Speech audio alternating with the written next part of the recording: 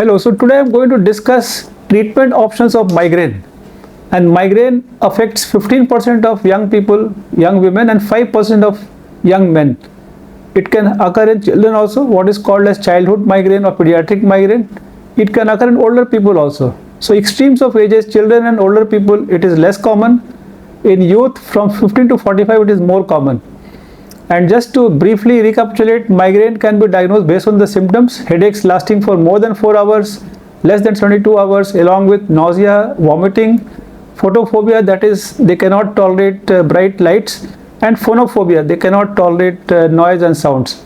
So if you have these symptoms, most likely you have migraine, and they are excellent treatments. So in the treatment, there are basically two types. I want to first discuss non-drug treatment. So it is not that anyone who has migraine should just rush for the medications.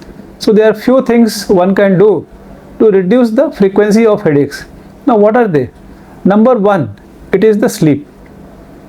Sleep means a good night's sleep for 7 to 9 hours. That is the good sleep, and it should be regular. So start your sleep at the same time, plus minus 30 minutes every night, and then that will reduce the risk of migraines, because we know that people who lose sleep or don't sleep adequately, they have higher risk of getting headaches the next day. Second is timely meals. So because we know that people who delay their meals or skip their meals, the risk of headaches are higher. So regular meals also are important. When we are on the topic of meals, we should also remember that there are certain foodstuffs that can increase the risk of getting migraines. And they are, usually the most tasty, or the foods that are favored, like Chinese food, cakes, chocolates, cheese. These are things you love more. But if you are a person with migraine, and if your headaches get worse after having these foods, you please avoid these foods so that the headache frequency and severity can be less. The third point is the stress. Now people often tell me, doctor, how can life be without stress? If there is life, there should be stress.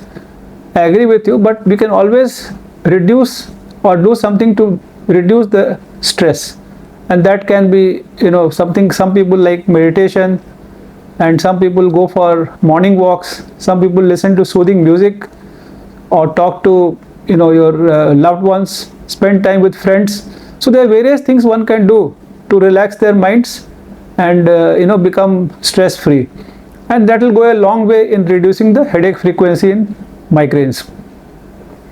So these are some of the things which you can do. And if somebody is overweight, for example, so definitely reducing weight also reduces the headache frequency, because there is something called metabolic syndrome, where people can have obesity, overweight, migraines, polycystic ovaries, thyroid diseases, and even abnormal cholesterol, and all of these are linked to overweight and obesity and high carbohydrate intake in the diet. So if you lower your carbohydrates in the diet and reduce your weight, it would definitely help in migraines also.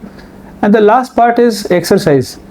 So exercise is something like a double-edged sword. So people who exercise too much can also have increased migraine tendency, and those who don't exercise also have high migraine tendency.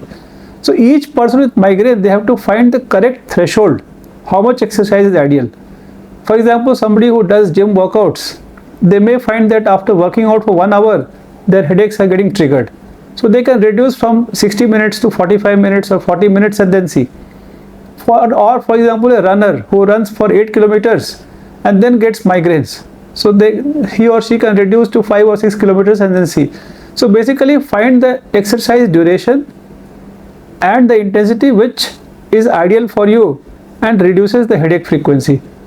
So I think, just to summarize what we have discussed, the non-drug, one is adequate sleep at night, minimize stress, timely and regular meals, and then lastly we discussed about the exercise and also maintaining the normal weight.